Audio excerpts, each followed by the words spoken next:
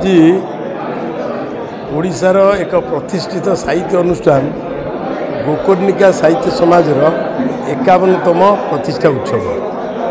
गोकर्णिका साहित्य समाज ओडिशार एक अनन्य अनुष्ठान, अनन्य सारस्वत प्रतिष्ठान।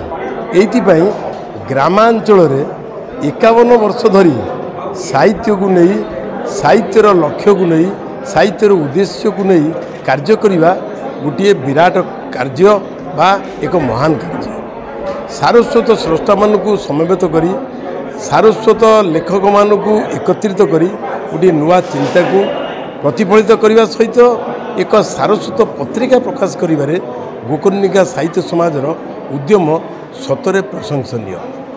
आमे लक्ष्य करिचु ओडिशार बहु प्रतिष्ठित लेखक एवं सारस्वत साधक माने ये अनुष्ठान को आसी एवं ये अनुष्ठान द्वारा संवर्धित होइचंती। साहित्य संगतिर कथा कहे, साहित्य प्रगतिर कथा कहे, साहित्य उन्नति एवं एकाग्रतार कथा कहे। साहित्य ही केवल समाज को जोड़ी पारे। से दृष्टिकोण गोकर्णिका साहित्य समाजर ये जोड़न प्रक्रिया एवं संगति प्रक्रिया आम जाति को एवं आम देश को गौरवान्वित करिछि। गोकर्णिका साहित्य समाज गोटे साहित्य अनुष्ठान 51 वर्ष पालन किसी कम कथा नुह।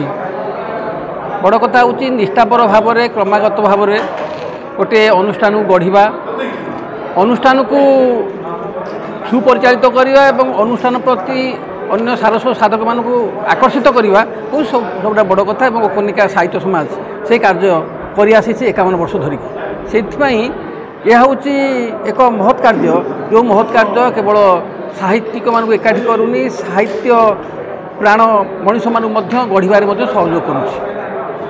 मुझे कृतज्ञ यही समाज निकट में से निष्ठापर भाव में कार्य कर।